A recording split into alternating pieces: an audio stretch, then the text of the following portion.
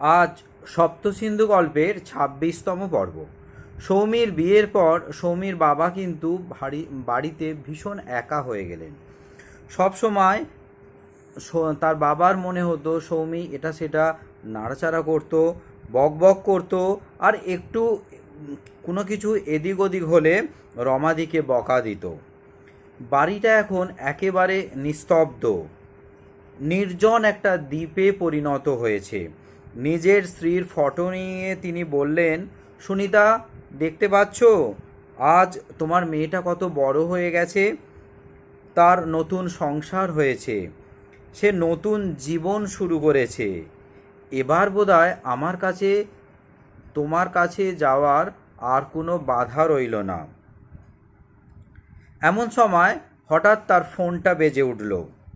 Phone তুলে দেখলেন Soumir phone. তিনি কাঁপা কাঁপা গলায় ফোনটা তুলে নিয়ে বললেন, কিরে মা, কেমন আছিস? সৌমি বলল, বাবা ভালো আছি, তুমি খেয়েছো? হ্যাঁ রে মা, খেয়েছি। ও বাড়ির সবাই ভালো আছে? আর সপ্তকের পাটা একটু ঠিক হয়েছে না এক্স রে করতে হবে রে? সৌমি বলল, হ্যাঁ বাবা, এখন ঠিকই আছে। তুমি ওখানে একা একা কী করছো বাবা? কি আর করব মা, তোর কথাই বসে বসে ভাবছিলাম। এই কদিন তোকে দেখিনি, মনে হচ্ছে যেন কত যুগ তোকে আমি দেখিনি। বাবা, ওষুধপত্রগুলো ঠিক করে খাচ্ছ তো? আর নিজের যত্ন নিও, আমি খুব তাড়াতাড়ি তোমার কাছে আসছি।